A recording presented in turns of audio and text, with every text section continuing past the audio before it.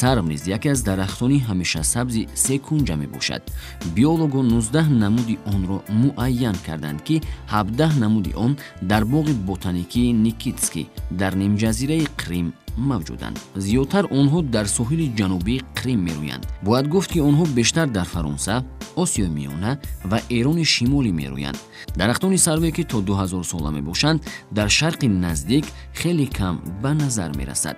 дар шароити соҳили ҷанубии Крим ҳам дарахтони дарозумр ба назар мерасад. бештари ин дарахтон дар айни ҷавонӣ афзоиш меёбанд.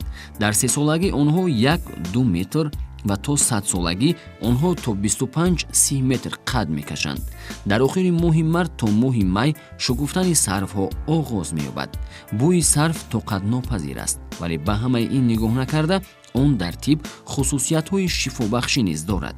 юнонёни қадим муайян карданд ки сарв барои онҳое ки аз дарди шуш азият мекашанд таъсири мусбӣ медиҳад.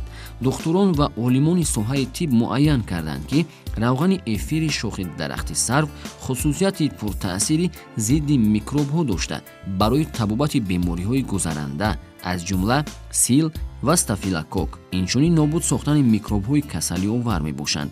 ҷалғузаи дарахти сарвро барои қатъ кардани хунрезӣ, барои табобати бемориҳои подагра ва артрит ҳам истифода мебаранд.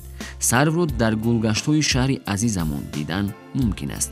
ин растаниро шумо метавонед дар боғи наврӯзгоҳи пойтахт, боғи Абу Абдуллоҳи Рӯдакӣ ва дар сайргоҳи парчами миллӣ бубинед.